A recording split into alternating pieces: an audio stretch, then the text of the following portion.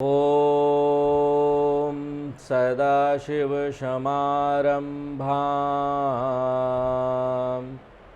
शङ्कराचार्यमध्यमाम् अस्मदाचार्यपर्यन्तां वन्दे गुरुपरम्पराम्। ॐ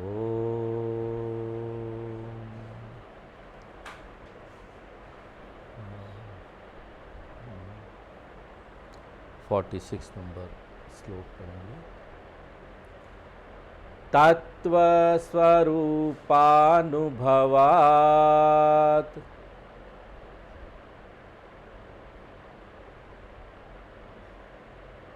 उत्पन्नं ज्ञानमञ्जसा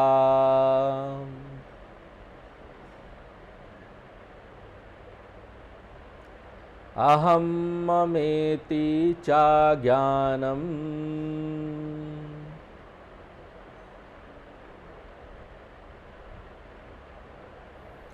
बाधते दिग्भ्रमादिवत्।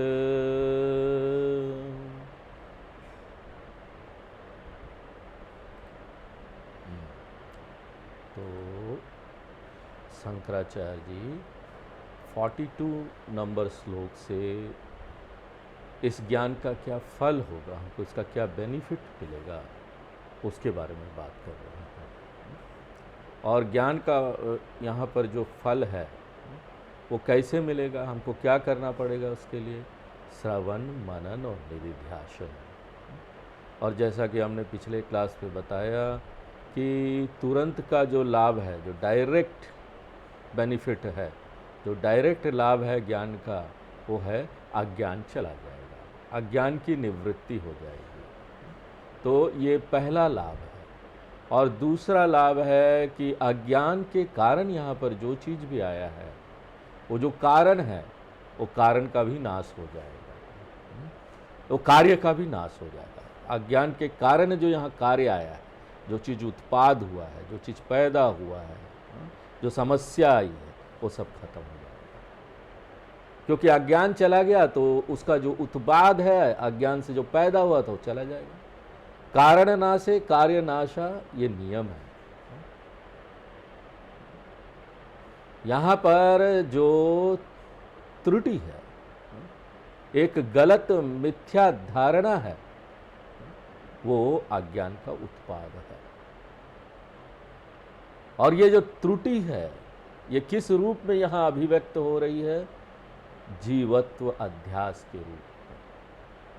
जब हम अपने मूल प्रकृति ब्रह्म को नहीं जानते हैं तो उसके ऊपर मिथ्या अध्यारोप करते हैं, एक लबादा ओढ़ लेते हैं मिथ्या गलत नकली चीजों का। और आत्मा के बारे में गलत धारणा है, हमको अपने बारे में गलत धारणा है, अपने जीवत्वम के बारे में। तो यहां जीवत्वम यानी हम बहुत छोटे हैं, तुच्छ हैं। ये जो बड़प्पन है हमारा, वो हम नहीं जानते हैं। तो ये जो छोटापन है, जो तुच्छपन है, वो क्या बन जाता है? ये त्रुटि है। और जब ये अज्ञान चला जाता है तो ये जीवत्वम वाला जो एरर है, जो गलती है, जो त्रुटि है, जो भ्रांति है, जो अध्यास है, वो चला जाता है। तो दूसरा लाभ क्या प्राप्त हुआ? जीवत्व निवृत्ति। पिछले क्लास में 45 नंबर श्लोक में हम लोग यही देख रहे थे, जीवता श्लोक में याद होगा आपको वो शब्द, जीवता।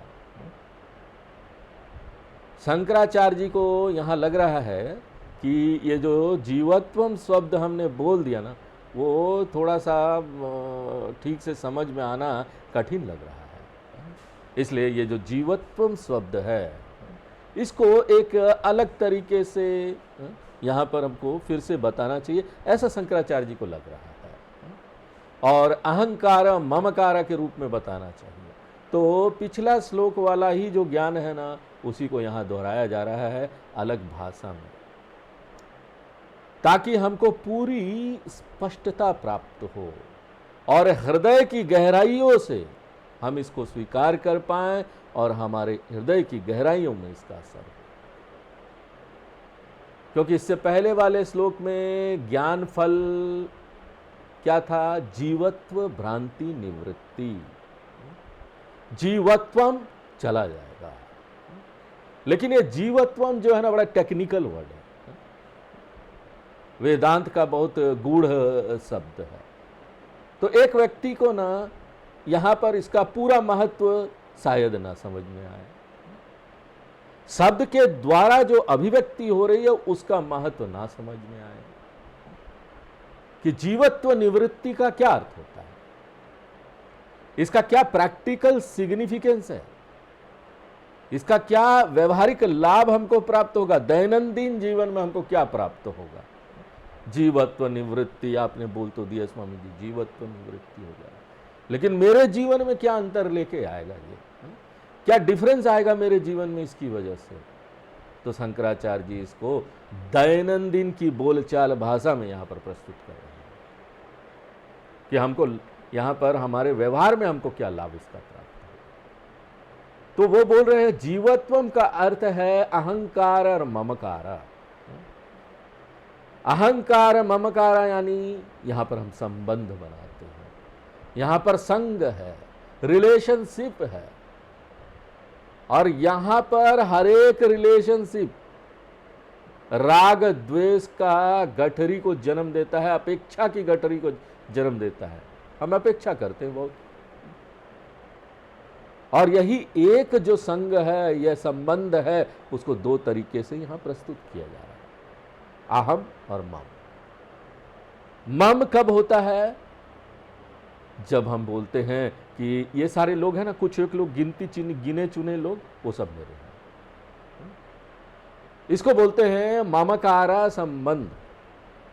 और एक बार आपको इतने सारे लोग मिल जाते हैं जिसको आप बोले ये मेरे हैं, तो आपका ना उनसे बहुत ज्यादा घनघोर अपेक्षा हो जाती है कि हमारे लिए कुछ करेंगे, और कोई वो अपेक्षा पर खरा नहीं उतरता है। आपको लगता है इसने मेरे लिए नहीं किया। कभी कभी हमारे अपने बच्चे ही हैं, हमारे अपने लोग हैं जिनसे हम भाई बहन सबसे अपेक्षा करते हैं हम, ये हमारी सहायता करेंगे वक्त आने पर। बच्चा है, हमारी बात सुनेगा, हम जहां बोलेंगे वहीं शादी करेगा। लेकिन एक दिन क्या होता है, आ गया, बहू भी आ गई, बेटा भी आ गया, क्या हुआ पता नहीं, पूछा भी नहीं। तो आपकी घनघोर अपेक्षा है इन लोगों से, हमारी अपेक्षा बाहर के लोगों से नहीं है। देखिए, जिसको हम बोलते नहीं है ना कि ये अपना है, ये हमारे लोग हैं, उनसे हमको कोई अपेक्षा होती, कोई समस्या होती? कुछ नहीं, क्योंकि हमको मालूम है उनसे कोई अपेक्षा ही नहीं। तो एक तरह का समस्या ये है कि यहाँ हम बोलते हैं कि कुछ लोग हैं जो मेरे हैं, उनको हम पकड़ लेते हैं, उनसे हम सुरक्षा प्राप्त करना चाहते हैं कि हमको सहारा देंगे। सुरक्षा, अपेक्षा और दूसरी और अपेक्षा, ये बहुत बड़ा संसार है। क्यों? क्योंकि यहां पर जितनी भी हमारी ये अपेक्षा हम कर रहे हैं ना, पूरी तरह से तो वो पूरी नहीं होने वाली, अपूर्ण रहेगी, आधी अधूरी पूर्ण होगी। उसके बाद यही संबंध को ना एक अलग तरीके से भी प्रस्तुत कर सकते हैं। इससे पहले हमने क्या बोला कि ये सारे लोग मेरे हैं, अब उसको उल्टा कर दीजिए, हम क्या बोलेंगे? हम उनके हैं, मैं उनका हूं, इसके कारण मैं उन लोगों के लिए बहुत कुछ करना चाहता हूं। मेरे मन में मैं ये कर दूं, वो कर दूं, और उसके बाद जब हम नहीं कर पाते हैं तो हम पछतावा करते हैं, हमारे मन में अपराध बोध आता है, हम कर नहीं पाए। तो इस तरह का जो संबंध है, संग है, कि कुछ लोग मेरे हैं और मैं उनका हूं। शंकराचार्य जी जब उन्होंने बड़ा सुंदर भाष्य लिखा है गीता के ऊपर, और गीता के ऊपर जब वो भाष्य शुरू करते हैं तो पहला जो अध्याय है गीता का, अर्जुन विषाद योग, उसके ऊपर वो कोई कुछ नहीं लिखते। वो शुरू करते हैं दूसरे अध्याय के 11वें श्लोक से, जहां से कृष्ण भगवान ज्ञान देना शुरू करते हैं, वहां से वो व्याख्या शुरू करते हैं। और जब वहां से वो व्याख्या शुरू करते हैं तो पूरे पहले अध्याय को गीता का, जो अर्जुन विषाद योग है, उसको एक लाइन में समाप्त कर देते हैं। वो बोलते हैं वो जो पहला अध्याय है ना, उसमें एक संसार रूपी समस्या के बारे में आपको बताया गया और उसको एक लाइन में बता देते हैं, अहमेशाम मम एते, संस्कृत के एक लाइन में व्याख्या कर देते, बस हो गया, पहला अध्याय का व्याख्या हो गया। और शंकराचार्य जी बोलते हैं यही डेफिनेशन है, अहम ममेति, अहमेशाम, मैं इनका हूं,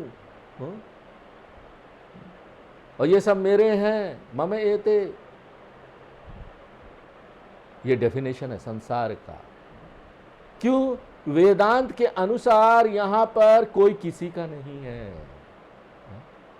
ये सारी बातें कहीं और जाके मत बोलिएगा, ये आप लोगों को, हम कुछ एक लोगों को बताते हैं ये शास्त्र बताते हैं। क्यों? क्योंकि इतने सारे लोग जो हमारे साथ जुड़े हैं ना, वो अपने कर्मों के कारण जुड़े हैं,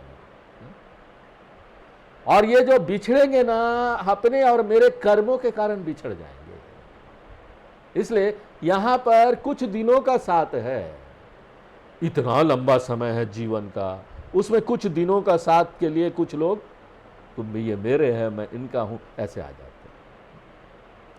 कुछ सालों के लिए ये लोग प्रारब्ध कर्म के अनुसार मेरे साथ संबंध बनाते हैं, और अगर वो संबंध बड़ा अच्छा है, हम मजा कर रहे हैं, तो समझ लीजिए ना, आपका कर्म जो है ना, पुण्य कर्म है, प्रारब्ध है। और अगर वो संबंध है आपको पीड़ा दे रहा है, दुख दे रहा है, समस्या आ रही है, तो आप समझ जाइए वो पाप प्रारब्ध है। लेकिन ये अच्छा है या खराब है, कुछ भी है, कोई भी संबंध टिकता नहीं है। इसलिए कृष्ण भगवान क्या बोलते हैं कि ना, सब लोग एक ही संबंध रखते हैं, वो क्या है? हम सबका संबंध यहां सिर्फ ईश्वर से है। लोगों के बीच कोई संबंध नहीं है। तो हमारा पहला लेसन क्या है, क्या शिक्षा हमको यहां लेनी है? हम एक दूसरे के साथ कोई संबंध नहीं रखते हैं।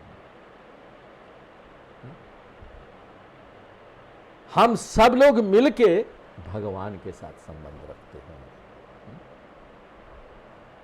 और अभी खत्म नहीं हुआ है, अगला जंप आपको लगाना पड़ेगा ज्ञान में। अगला जन्म क्या है, जंप क्या है, अगली कूद क्या है? दिमाग में कूद लगानी है, विचार में। अगली कूद क्या है? हम यहाँ ना भगवान से भी संबंध नहीं रखते, हमारा संबंध भगवान से भी नहीं है, क्योंकि जहां हम संबंध की बात कर रहे हैं वहां क्या हो जाएगा? विभाजन हो जाएगा। मैं अलग, भगवान अलग, मैं जीव, एक ईश्वर है जो बड़ा है, फिर से वही रोना गाना चालू, हर बार भगवान के पास जाएंगे, हमारा ये नहीं हुआ, हमारा वो नहीं हुआ। अंतिम चरण कहाँ है? वेदांत आपको कहां पहुंचाने वाला है? अद्वैत में। अद्वैत यानी एक, कोई है ही नहीं यहां, एक के अलावा कुछ नहीं है। तो संबंध किसके साथ रखेंगे? कोई नहीं है संबंध रखने के लिए। संबंध का प्रश्न ही नहीं उठता जब यहां सिर्फ एक है, एक वही ब्रह्म, एक वही आत्मा, बाकी सब चीज जो है वो सिर्फ दिखाई देता है, सचमुच में नहीं है। बड़ा कठिन है इसको डाइजेस्ट कर लेना। कैसे बोल रहे स्वामी जी, यहाँ तो सब कुछ दिखाई देता है, लोग भी हमको पीड़ा पहुंचाते हैं, हमको परेशान करते हैं, देखिए ना इतना सब कुछ है, इतने लोग हैं, आप बोल रहे कोई नहीं है। तो अहंकार और ममकार है ना, इसी को पिछले श्लोक में तकनीकी भाषा में बोला गया जीवत्वम। पिछले श्लोक का जीवत्वम यहां पर उसको परिभाषित किया गया है अहम ममेति के रूप में, मैं और मेरा। और जहां पर मैं और मेरा है ना, वहां कुछ गड़बड़ होने वाला है, समस्या आने वाली है। हम अपना स्वामीपना दिखाते हैं, हम इसके स्वामी हैं, कितने दिन तक? इसलिए अहंकार और ममकार जो है ना, वो संसार है। और आप इसको व्याकरण के रूप में भी देखेंगे ना, देखिए हम यहाँ पर जो संस्कृत का व्याकरण पढ़ रहे हैं, जो विद्यार्थी लोग हैं, उनके लिए थोड़ा बताएंगे 2 मिनट। बाकी जो लोग हैं ना, वो 2 मिनट तक मुझे टॉलरेट कर ले। हाँ? अहम और मम क्या है? अहम और मम यहां पर व्यय होता है। यहां पर रूप बदल के बहुत सारा रूप ले लेता है, बहुत सारे लोग, अलग अलग लोग, मेरे तुम्हारे सब हो जाते हैं। उसी तरह संस्कृत में भी जब ग्रामर में हम देखते हैं तो एक जो वय वाला शब्द है ना, उसके कई विभक्ति होते, प्रथमा विभक्ति, द्वितीय विभक्ति, तृतीय विभक्ति, उसके रूप बदलते जाते हैं। हाँ? संबंध कारक, हाँ? वैसे तो 7 है, लेकिन 6 विभक्ति है, 7वां क्या है? संबोधन। एक ही शब्द अलग अलग रूप बदलकर अलग अलग जगह बैठ जा रहा है, और उसके वचन भी अलग अलग है। एक वचन, द्विवचन, बहुवचन, वो बदलता रहता है, रूप बदल रहा है, अलग अलग शब्द दिख रहा है। हाँ? लेकिन संस्कृत में कुछ ऐसे शब्द भी हैं जिसको बोला जाता है ये शब्द अव्यय है, इनडिक्लाइनेबल है, डिक्लाइन नहीं करता, जिसका क्षय नहीं होता, अव्यय है वो। चाहे कोई भी विभक्ति हो जाए, चाहे कोई भी लिंग हो जाए, चाहे कोई भी यहां पर वचन हो जाए, जो अव्यय शब्द है ना, वो वैसे का वैसे ही रहता है। इसलिए अब हम जान गए हम कौन है। हम वही अव्यय आत्मा है जो परिवर्तित नहीं होता है। ये ग्रामेटिकल अप्रोच है, संस्कृत ग्रामर के हिसाब से आपको समझा दिया, तो ये संसार बन जाता है। इसलिए यहां पर शंकराचार्य जी क्या बोल रहे हैं? तत्व स्वरूपानुभवा। यहां जो शब्द अनुभव है, यानी विचार अनुसंधान संधानम। अनुभव को हमको ये नहीं लेना चाहिए कि यहाँ पर कोई अनुभव हमको होने वाला, कोई एक्सपीरियंस हो जाएगा, अचानक कोई मिस्टिक एक्सपीरियंस, कोई रहस्यमय कोई चमत्कार होगा, ऐसा कुछ नहीं लेना। ये विचार अनुसंधान इसका अर्थ। तत्व स्वरूप किसका? तत्व स्वरूप का, अपना स्वरूप, मेरा जो रियल नेचर है, मेरा अपना जो स्वरूप है, उसमें हम रमन करेंगे, उसके बारे में खोज करेंगे।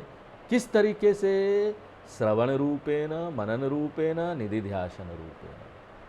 श्रवण, मनन और निधिध्यासन से उसके बाद क्या होगा? ज्ञान उत्पन्न होगा।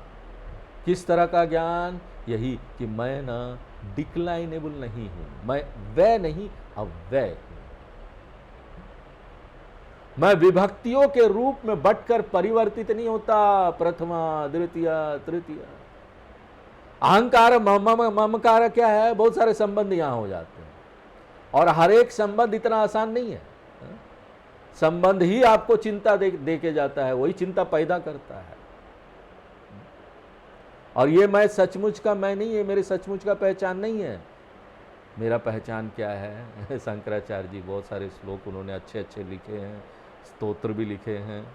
असंगोहम असंगोहम असंगोहम पुनः पुनः, न मृत्युर्न शंका न मे जाति भेदा, पिता नैव मे नैव माता न जन्म, न बंधु न मित्रं गुरु नैव शिष्या। कोई बंधु नहीं, कोई मित्र नहीं, या कोई गुरु नहीं, या कोई शिष्य नहीं। यही सत्य है। आचार्य लिख रहे इतने बड़े। आई डोंट हैव एनी गुरु, मेरा कोई गुरु नहीं, और मेरा कोई शिष्य नहीं, क्योंकि यह भी एक संबंध है ना, गुरु शिष्य संबंध। तो मैं यहां पर स्वतंत्र हो जाता हूं सभी संबंधों से, क्योंकि यहां कोई द्वैत नहीं है। फिर मैं कौन हूं? चिदानंद रूप शिवोहम शिवोहम। यही बोलना है। अब देखिए, क्योंकि हम यहां बोलते कोई संबंध नहीं है, कोई संबंध नहीं होगा तो लाइफ कितना बोरिंग हो जाएगा। आप सोचते हैं कोई है ही नहीं, बड़ा बोरिंग है, कुछ समय नहीं कट रहा पूरा दिन, कोई नहीं यार। शंकराचार्य जी बोलते घबराओ मत मेरे बच्चे, यहां पर तुम ही चिदानंद रूप हो, तुम ही वो सुंदर तत्व हो जो बोरिंग नहीं है। वो तो असीमित आनंद का स्रोत है, जहां बैठे अंदर से आनंद फूट रहा है, किसी की जरूरत क्या है। इसलिए क्या बोलते हो, ज्ञानम उत्पन्नम, असंग आत्मा वाला ज्ञान उत्पन्न होगा, और वो ज्ञान क्या करेगा, च ज्ञानम बाधते, ये जो ज्ञान है सीधे सीधे आपके अज्ञान को दूर कर देगा। सीधे सीधे आपके अज्ञान को दूर कर दिया। और असीधा कोई शब्द नहीं है हिंदी में, लेकिन आप समझ जाएंगे, डायरेक्टली या इनडायरेक्टली। और हिंदी में प्रत्यक्ष और अप्रत्यक्ष है, बहुत मुश्किल है उसको समझ। वो सीधे असीधा, असीधा क्या होगा, इनडायरेक्टली क्या करेगा, इनडायरेक्टली वो जो दो भ्रम हमारे अंदर पैदा हो गया ना, अहंकार ममकार को, उसको दूर कर देगा। ये मेरे हैं, मैं उनका हूं, ये सब दूर कर देगा। पूरे भगवत गीता में कृष्ण भगवान बार बार इसी शब्द का उपयोग कर रहे हैं ना, निर्ममा निरअहंकार, न ममा न अहंकार। क्यों, यही संसार है, यही आपके लिए समस्या लेके आएगा। लेकिन भाई सावधान, मैं यहां सावधान कर देता हूं, कोई भी अपने घर में जाकर यह बात दूसरे को नहीं बताएगा कि तुम मेरे नहीं हो, मैं तुम्हारा नहीं हूं। उसके बाद जो झगड़ा होगा ना, आप झेल लीजिएगा। ये बोलने का जरूरत नहीं है, यहां कोई संबंध नहीं है। अरे भाई, दूसरा जो वेदांत समझ रहा नहीं उसको आप क्यों बोले ये सब। हा?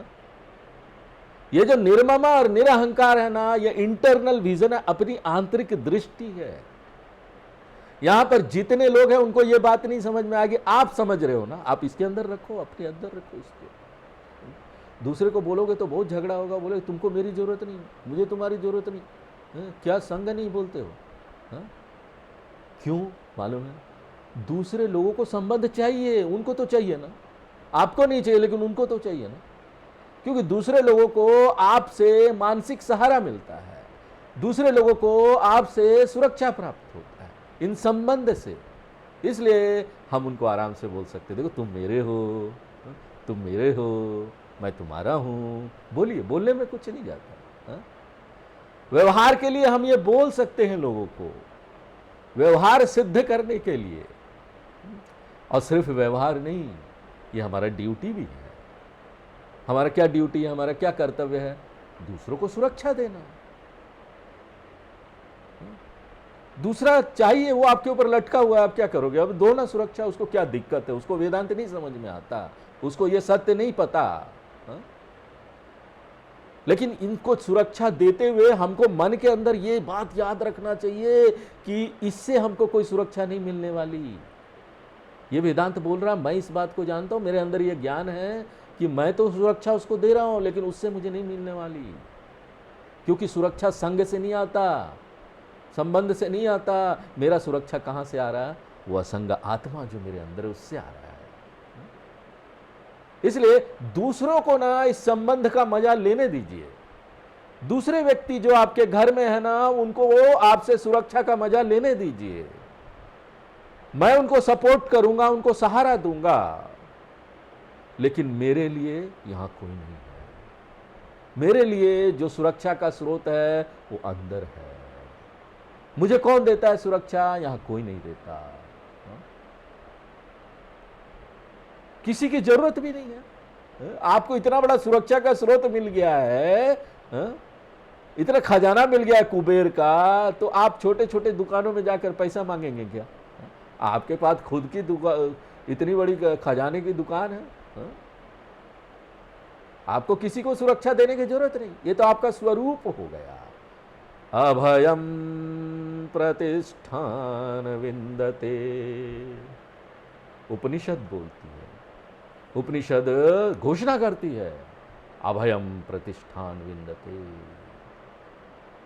एक ज्ञानी, जो एक ज्ञानी है यहां पर, वो नित्य सुरक्षित रहता है, सुरक्षा अपने अंदर से उसको प्राप्त हो जाता है। सीधे सीधे ये ज्ञान अज्ञान को नष्ट करता है, और इनडायरेक्टली ये ज्ञान अहंकार और ममकार वाला ये सब संबंध है उसको नष्ट कर देता है।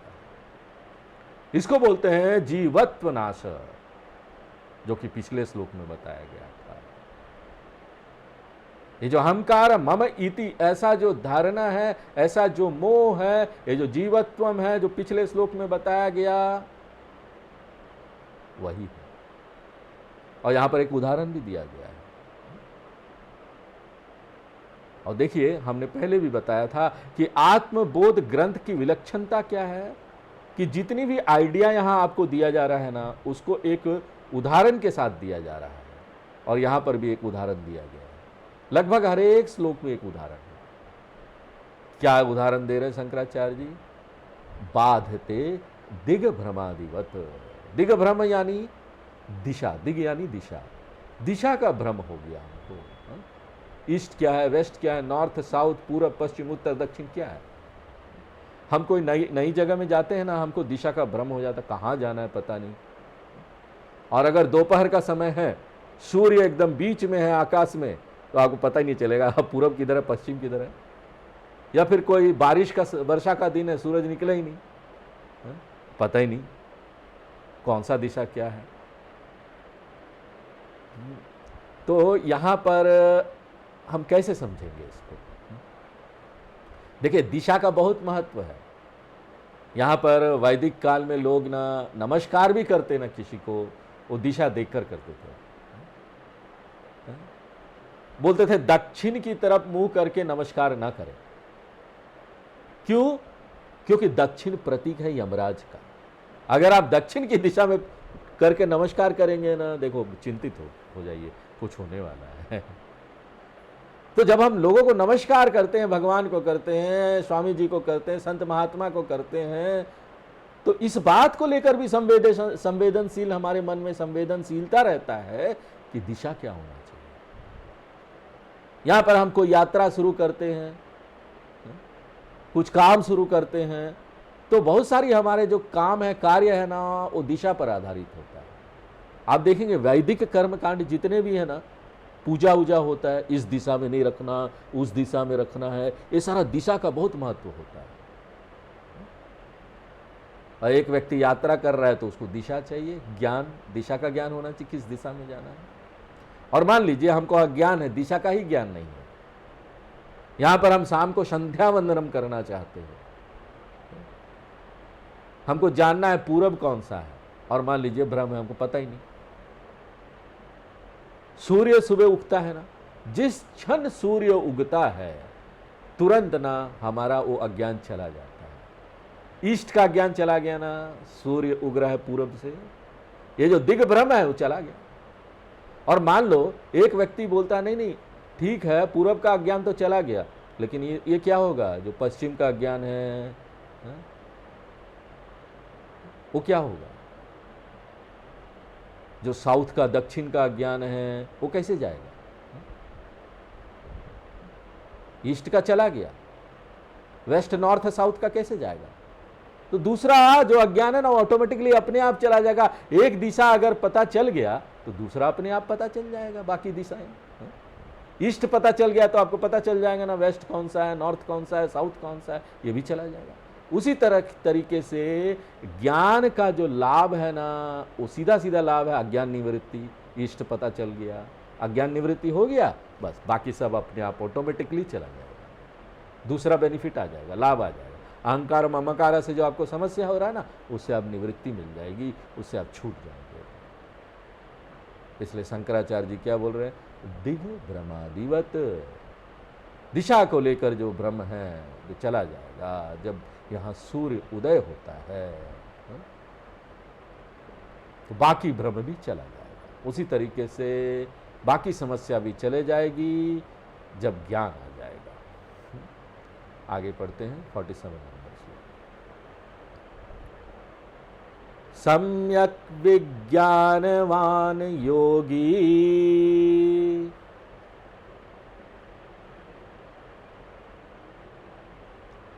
स्वात्मन्येवाखिलं जगत्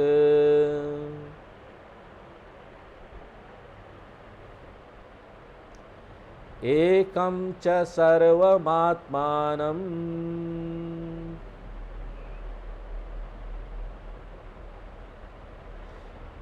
ईक्षते ज्ञान चक्षुषा।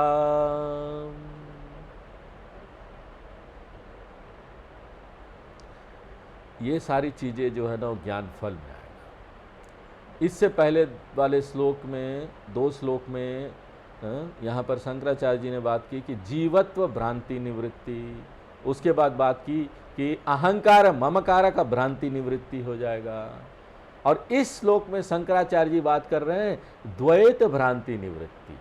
द्वैत का जो भ्रांति है ना उसको दूर हो जाएगा कि यहाँ पर हर चीज है, 2 है, दूसरे है, नानत्व है। ये जो नानत्व आपको दिखाई देता है ना वो चला जाएगा। वेदांत इस सत्य को उद्घाटित करेगा कि यहां पर ना मेरे अलावा कुछ नहीं है। बहुत कठिन है इसको डाइजेस्ट कर लेना। हाँ, मेरे अलावा कुछ नहीं है। वेदांत बोलता है पूरी दुनिया ही मेरे से जन्म लेती है, पूरी दुनिया मेरे में स्थित रहती है और पूरी दुनिया का लय मेरे में हो जाता है। मेरे से अलग कोई दुनिया यहां पर नहीं है, और क्योंकि मेरे से अलग कोई दुनिया यहां पर नहीं है, यह हमको कोई नुकसान नहीं पहुंचा सकती। और जब ये बोला जाता है ना, हमको बहुत कठिनता होती है इसको ना पचा लेने में। ये हमको ऐसे लगेगा मजाक की तरह कुछ बोला जा रहा है। वेदांत बोलता है जब भी आपको ऐसा लगे ना, आपको ना वो स्वप्न वाला उदाहरण याद रखना चाहिए। जब भी आपको ऐसा लगे कि नहीं बहुत कुछ है, यहाँ कैसे मान लें कि हम ही हैं, हमारे से ही दुनिया जन्म ले रही है, ये पूरी दुनिया जो है ना वो मेरे अंदर जन्म लेती है स्वप्न में। और जब मैं यहाँ पर जन्म लेता हूँ स्वप्न में तो क्या होता है, जागृत पहचान को भुला देता हूँ, मुझे नहीं पता मैं जगा हुआ व्यक्ति। और जिस क्षण मैं ये भूल जाता हूं कि मैं एक जागृत व्यक्ति हूं, पूरा दुनिया, स्वप्न की दुनिया मेरे अंदर खड़ी हो जाती है। ये पूरी स्वप्न की दुनिया मेरे अंदर स्थित होती है। और याद रखिए ये पूरी दुनिया में यहाँ ब्रह्मांड है, आकाशगंगा है, तारे हैं, पहाड़े हैं, नदियां हैं, ये छोटे से दिमाग में सब कुछ हो जाता है। यही नहीं कि वो मेरे अंदर है, वो मेरे अंदर लय भी हो जाता है। मेरे से अलग उसका कोई अस्तित्व नहीं। It is a simple projection of mind. मेरे द्वारा ही इसका प्रक्षेपण होता है।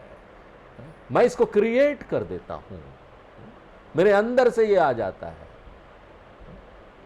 लेकिन जागृत अवस्था में बड़े आराम से हम इसको बोल देते हैं, लेकिन जब हम स्वप्न में रहते हैं तो हम इस सत्य को नहीं देख सकते। स्वप्न में स्वप्न की दुनिया हमको महारियल लगती है, ये तो बहुत सत्य है, हमको ऐसा लगता है इससे तो कुछ अलग कुछ नहीं है, यही सत्य है, ये मेरे से अलग नहीं है। और उसमें इतनी क्षमता होती है कि वो मुझे डराए भी, और मैं इसको विश्वास नहीं कर सकता, स्वीकार नहीं कर सकता इस सत्य को स्वप्न में कि यह स्वप्न है। एक स्वप्न के व्यक्ति के लिए स्वप्न में ये जो स्वप्न की दुनिया है वो उससे बाहर नहीं है।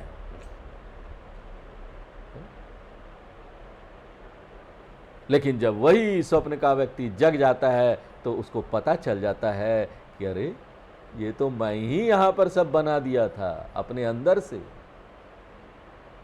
शंकराचार्य जी दक्षिणामूर्ति स्तोत्र में बोलते हैं, विश्वम दर्पण दृश्यमान नगरी तुल्यम निजांतर्गतम पश्यन्नात्मनि मायया बहरिवो भूतम यथा निद्रया। जीवात्मा इस विश्व को अपने में वैसे ही देखता है जैसे दर्पण में दिखाई देने वाला नगरी।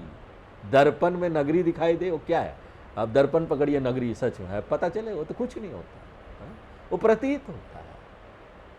ये विश्व पूरी दुनिया सचमुच में हमारे अंदर है, बाहर सिर्फ प्रतीत होता है। और ये सिर्फ माया और अविद्या के कारण होता है, हमको अज्ञान है अपने बारे में। उसी तरीके से वेदांत बोलता है ये दुनिया है ना जो बाहर दिखाई देता है, वो हमारे अंदर ही है, हम स्वप्न में हैं अभी भी। क्या गारंटी है बोलिए कि हम स्वप्न में नहीं है? एनी गारंटी कि अभी भी हम स्वप्न में नहीं है?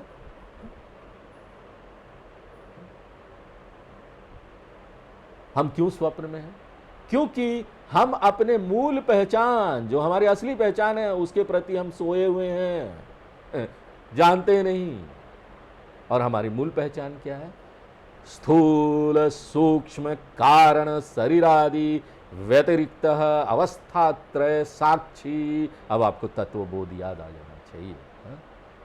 पंचकोश विलक्षण सच्चिदानंद स्वरूप वही आत्मा है। जब मैं अपने मूल पहचान के प्रति सोया हुआ हूं तो मैं स्वप्न में हूं। इसलिए कठोपनिषद ऐसे नहीं बोलते, उपनिषद जो वाक्य देते हैं उसका बहुत अर्थ होता है।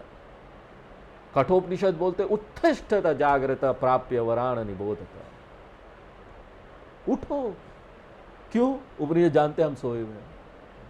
एक ज्ञानी को इस सत्य का पता है, इसलिए वो इस दुनिया को सत्यत्व प्रदान नहीं करता अपने से अलग। कौन सा मैं, कौन सा मेरे से अलग, कौन सा अपना? ये शरीर नहीं।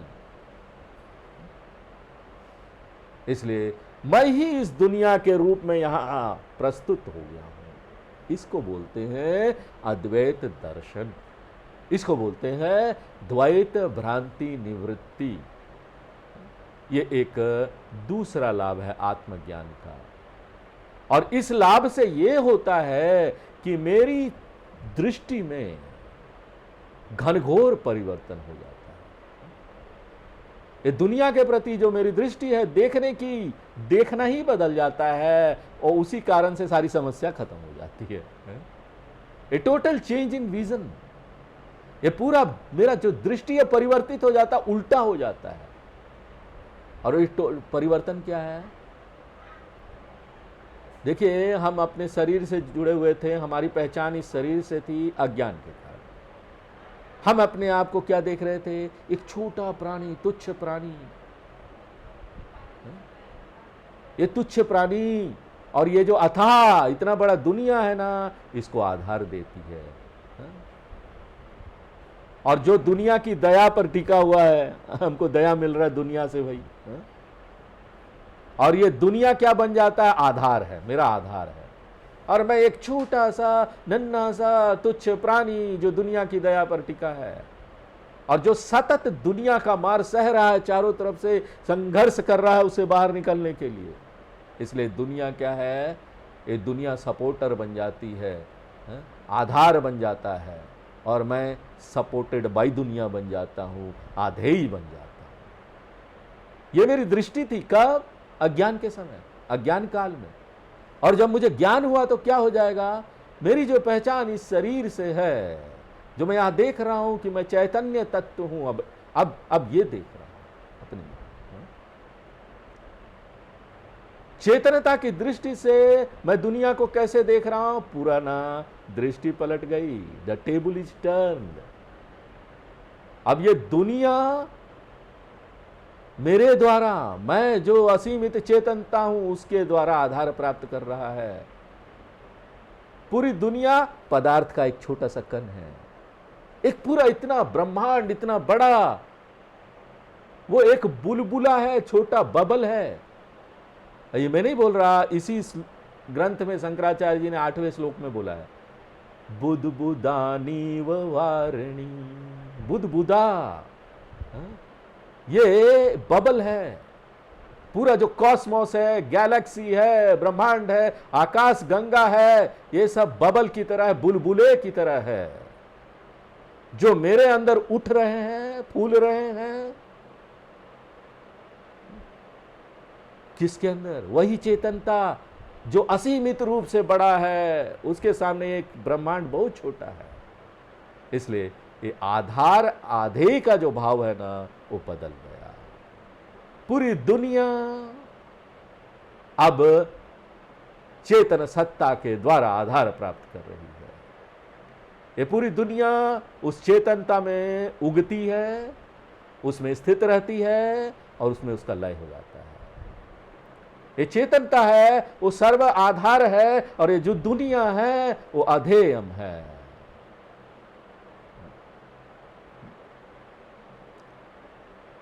हाँ?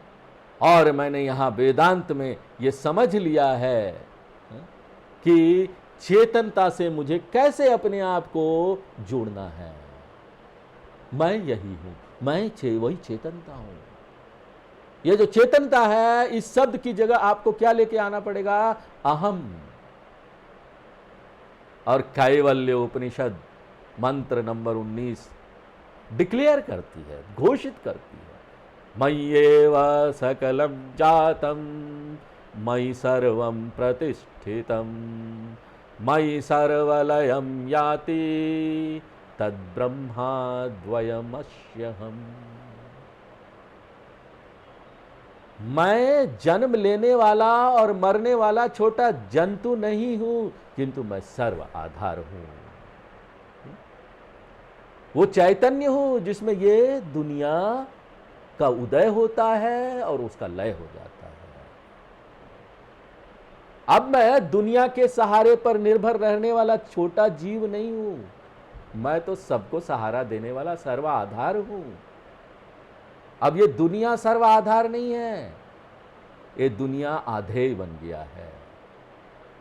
पूरी दृष्टि में परिवर्तन, आधार अधेय उल्टा हो जाता है। किस तरह से देखो उल्टा हो गया। ये दुनिया अब सपोर्टर नहीं है, आधार नहीं है, मैं दुनिया को आधार दे रहा हूं, मैंने दुनिया को सपोर्ट किया हुआ है। ये पूरा रिवर्सल हो जाता है। क्या देखिए क्या बदलाव है पूरी दृष्टि में। और इसी बदलाव को कृष्ण भगवान भगवत गीता में दूसरे अध्याय में 69 नंबर श्लोक में बोलते हैं, या निशा सर्वभूतानां तस्याम जागर्ति संयमी यस्याम जागृति भूतानि सा निशा पश्यतो मुने। देखिए एक ज्ञानी और अज्ञानी में क्या अंतर है? रात और दिन का। दोनों उसी दुनिया में रहते हैं, एक ज्ञानी भी वहीं रहता है, एक अज्ञानी भी वहीं रहता है, किंतु उनकी दृष्टि में अभूतपूर्व परिवर्तन हो जाता है। हा? और ये बड़ा असंभव सा लगता है। और जब भी ऐसी संभावना पर आपको कोई संशय होता है ना, तो ना आप ये जो स्वप्न वाला उदाहरण है ना, तुरंत याद कर लीजिएगा। जब आपको लगे ना नहीं नहीं मेरे से दुनिया कैसे बनेगा, आप याद कर लीजिए स्वप्न का उदाहरण। मैं जो स्वप्न में हूं, पूरी दुनिया को मैं सपोर्ट कर रहा हूं। ये जो व्यक्ति, मैं इस स्वप्न में हूं, स्वप्न में तो मुझे लगता है कि मैं एक व्यक्ति हूं, दुनिया सपोर्ट कर रहा है। कब तक? जब तक मैं स्वप्न में हूं। ये पूरा इतना बड़ा दुनिया, अथाह दुनिया दिखाई देता है मुझे पूरे स्वप्न में, और मैं बोलता हूँ यही जो स्वप्न वाली दुनिया है, वही मुझे सपोर्ट कर रही है, आधार दे रही है। क्यों? I don't know. स्वप्न में मुझे पता नहीं। स्वप्न की दुनिया स्वप्न की दुनिया है। मैं छोटा जीव मर जाऊंगा, इस संसार से चला जाऊंगा। कब तक ये चलता है? जब तक मैं स्वप्न में हूं। जिस समय मैं यहां जग जाता हूं, जिस समय, the moment I wake up, I am no more a creature. मैं छोटा तुच्छ जीव नहीं हूं जो इस स्वप्न वाले संसार के अंदर है। मैं तो स्वप्न का निर्माता हूं। तो ये जो परिवर्तन है ना, निर्मित से निर्माता तक की जो यात्रा है, पहले मैं निर्मित था, मुझे बनाया गया, अब मैं निर्माता हूं, मैं बना रहा हूं, मैंने बनाया है, मैं आधार दे रहा हूं। यही परिवर्तन है, महान परिवर्तन। अपने जीवन में दृष्टि का परिवर्तन ही पूरे जीवन को बदल देता है। आज हम यही विराम देते हैं, आगे फिर नेक्स्ट क्लास में देखेंगे। पूर्णमदः पूर्णमिदं पूर्णात् पूर्णमुदच्यते पूर्णस्य पूर्णमादाय पूर्णमेवावशिष्यते। ओम शांति शांति शांति।